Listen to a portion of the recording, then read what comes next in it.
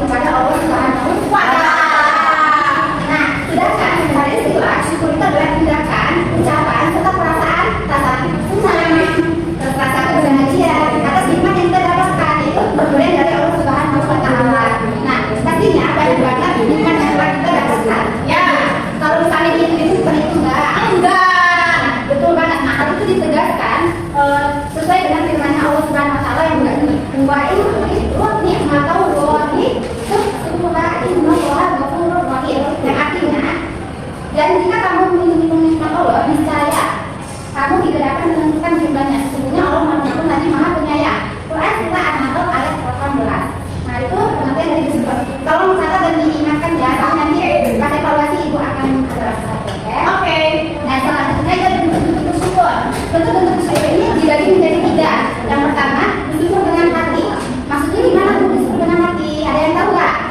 Enggak. Kan ada yang tahu nggak bersyukur dengan hati seperti apa? Iya. Jadi bersyukur dengan hati itu bahwa kita percaya dengan hati. Bersyukur dengan hati itu kita percaya bahwa nikmat yang kita dapatkan itu datangnya dari Allah Subhanahu wa Ta'ala. Tidak ada seorang pun selain Allah. Itu. Nah, yang kedua, bersyukur dengan lisan. Biasanya kalau kita lagi bersyukur kita mengucapkan apa? Alhamdulillah. Alhamdulillah, betul. Jadi bersyukur itu yaitu mengungkapkan secara jelas kalimat alhamdulillah atau hamdalah. Nah, selanjutnya bersyukur dengan amal perbuatan. Ya, maksud dari bersyukur dengan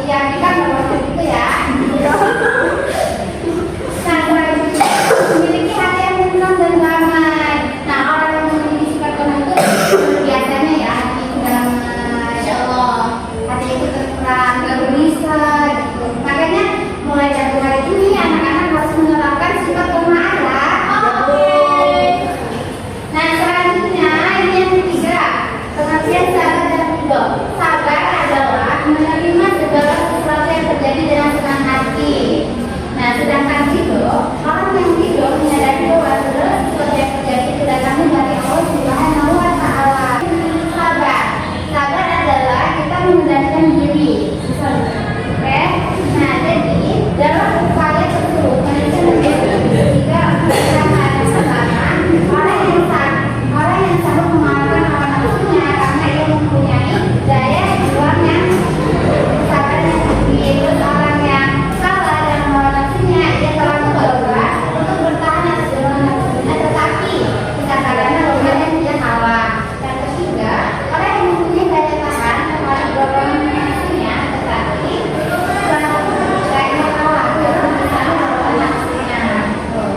nah, selanjutnya sabar itu bisa kita terapkan dalam 3 hal. Yang pertama, sabar dalam ibadah.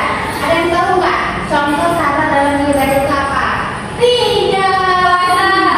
Nah, itu sabar dalam ibadah itu terdapat puasa, sholat. Contohnya gini ya, ketika anak sedang sholat, kalau anak-anak nggak sabar sholatnya, maka anak-anak itu akan berdosa-dosa. Benar nggak? Benar kan? Tapi kalau anak-anak sabar dalam beribadah, anak-anak sholatnya akan kehidupannya ya pelan-pelan dalam meninggalkan maksiat. Dalam kehidupan kita nggak jauh-jauh dari kenyataan. Kalau misalnya dia nggak sukses, dia sengsara.